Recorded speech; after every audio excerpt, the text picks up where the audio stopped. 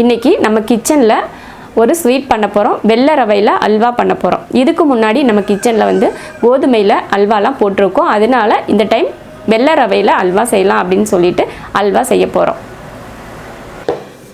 அல்வா பண்ணுறதுக்கு வெள்ளை ரவை 300 கிராம் எடுத்திருக்கேன். அல்வா வந்து கொஞ்சம் அதிகமாகவே இருந்துச்சுன்னா பசங்க வந்து அப்பப்போ எடுத்து சாப்பிட்றதுக்கு நல்லாயிருக்கும் அப்படின்றதுக்காக கம்மியாக செய்யாமல் ஒரு 300 கிராம் ரவையில் அல்வா செய்யலாம் அப்படின்னு சொல்லி எடுத்திருக்கேன். ஊறவெல்லாம் வைக்க தேவையில்லை, இப்படியே நம்ம அரைச்சிக்கலாம். தண்ணி ஊற்றிட்டு இதில் ஒரு பவுல் தண்ணி ஊற்றி ரவையை அரைச்சாச்சு. இதே பவுலில் ஒரு பவுல் தண்ணி ஊற்றிக்கிறேன். அவ்வளோதான். இப்போ இதை வடிகட்டிடலாம். அரைச்ச ரவையை வடிகட்டியாச்சு. இந்த கப்பில் ஒரு கப் ரவை எடுத்து 2 கப் தண்ணி ஊற்றி அரைச்சி வடிகட்டி எடுத்து வச்சுருக்கேன். அதே கப்பில் அரை கப் சர்க்கரை எடுத்திருக்கேன். இந்த சர்க்கரை பத்தலைன்னா நம்ம அல்வா செய்கிறப்ப கொஞ்சம் எக்ஸ்ட்ரா வேணால் சேர்த்துக்கலாம். ஆனால் இந்த சர்க்கரை கரெக்டாக தான் இருக்கும். அப்படி பத்தலைன்னா மட்டும் எக்ஸ்ட்ரா சேர்த்துக்கலாம். முதல்ல நெய் ஊற்றி முந்திரி பருப்பு வறுத்துக்கலாம். 1 ஸ்பூன் நெய் விட்டுருக்கேன். முந்திரி பருப்பு நம்ம விருப்பம், எவ்வளோ வேணாலும் சேர்த்துக்கலாம். அதுக்காக அளவுக்கு அதிகமாக சேர்க்கக்கூடாது. நான் வந்து 100 கிராம் முந்திரி பருப்பு சேர்க்குறேன். 300 கிராம் ரவைக்கு 100 கிராம் முந்திரி பருப்பு வறுத்தாச்சு, எடுத்துடலாம். இதில் சர்க்கரை சேர்த்துடலாம்.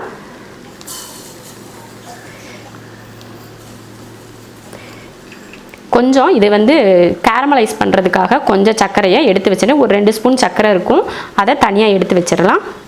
அரை கப் சர்க்கரைக்கு அரை கப் தண்ணி சேர்த்துக்கலாம். பருப்பு வறுத்த அதே நெய்யிலேயே அதே கடாயிலேயே நான் செஞ்சுட்டேன். மாற்றவெலாம் இல்லை, சும்மா பாத்திரத்தை அழுக்காக்க வேணாம் அப்படின்னு சொல்லி தான் ஒரே பாத்திரத்திலே யூஸ் பண்ணிட்டேன். இந்த பாகு வந்து நல்லா கொஞ்சம் கெட்டி பதத்துக்கு வரட்டும். அதுக்கப்புறமா நம்ம மாவு கரைச்சதை சேர்த்துக்கலாம். சர்க்கரை பாகு ரெடியாக இருக்குள்ள நம்ம சர்க்கரையை கேரமலைஸ் பண்ணிக்கலாம். இந்த இது தான் நம்ம அல்வாவுக்கு கலர் கொடுக்கக்கூடியது. அதனால் இதை தான் நல்லா ப்ரௌனாக காய்ச்சணும். ஒரு 2 ஸ்பூன் அளவுக்கு தண்ணி, அது நல்லா கரைஞ்சி நல்லா கலராக வரும். இதை வேறு அடுப்பு மாற்றி அது கலர் வர வரைக்கும் வெயிட் பண்ணலாம். சர்க்கரைப்பாகை வந்து தொட்டு பார்த்தா கம்பி பதம் வரணும் அப்படின்லாம் இல்லை. நம்ம தொட்டு பார்த்தா கொஞ்சம் பிசுப்பாக இருக்கணும், அந்தளவுக்கு இருந்தால் போதும். இப்போ இதில் நம்ம அடுப்பை சிம்மில் வச்சுருக்கேன். இப்போது ரவையை அரைச்ச தண்ணியை இதில் ஊற்றிடலாம். நல்லா வடிகட்டிக்கோங்க, அப்போ தான் அல்வா வந்து அப்படியே சாஃப்டாக இருக்கும், இல்லைன்னா குருணையாக இருக்கும். ரவையை அரைச்ச பால் ஊற்றினதுக்கப்புறம் கரண்டியை வச்சு கைவிடாமல் கிண்டணும். இல்லைன்னா கட்டி சேர்ந்துக்கும், ஒரு போல் தனித்தனியாக கட்டி நிற்கிற மாதிரி நின்றுக்கும், அல்வா பதத்துக்கு வராது. அதனால கைவிடாமல் கிண்டணும். எந்த அல்வா செஞ்சாலுமே அப்படி தான். நம்ம தண்ணி இப்போ பாகு எடுத்து இந்த மாதிரி பால் எடுத்து ஊற்றுறப்போ கிண்டாமல் விட்டுட்டோன்னா அது கட்டி சேர்ந்துருச்சுன்னா அந்த அல்வா வந்து பதத்துக்கே வராது. அதனால் எப்போவுமே அல்வா செஞ்சிங்கன்னா எந்த அல்வா பண்ணாலுமே சரி, கொஞ்சம் நேரத்துக்கு அது கெட்டி சேர்கிற வரைக்கும் கைவிடாமல் கிண்டுங்க. இப்போ பார்த்திங்கன்னா நல்லா கெட்டி சேர்ந்து வந்துருச்சு. இப்போ வந்து நம்ம கேரமலைஸ் பண்ணுறதுக்காக ஒரு பக்கத்தில் நம்ம வச்சுருந்தோம், அதை இப்போ இதில் சேர்த்துடலாம். சேர்த்துட்டு கிண்டி விட்டுறலாம். இதுதான் அல்வாவோட கலர்.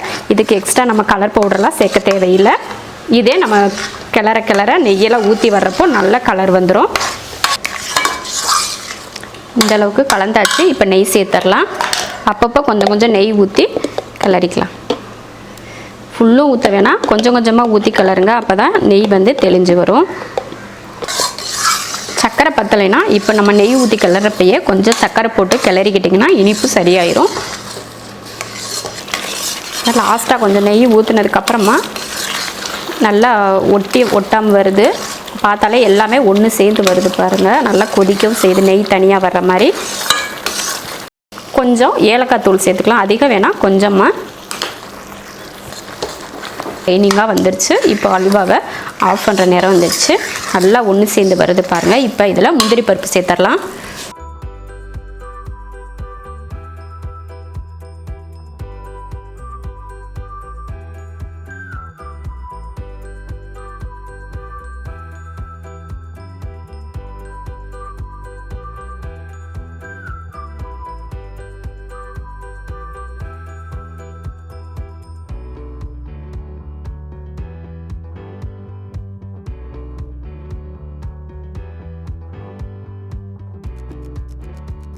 அவ்வளோதான். இப்போ அடுப்பை ஆஃப் பண்ணிடலாம்.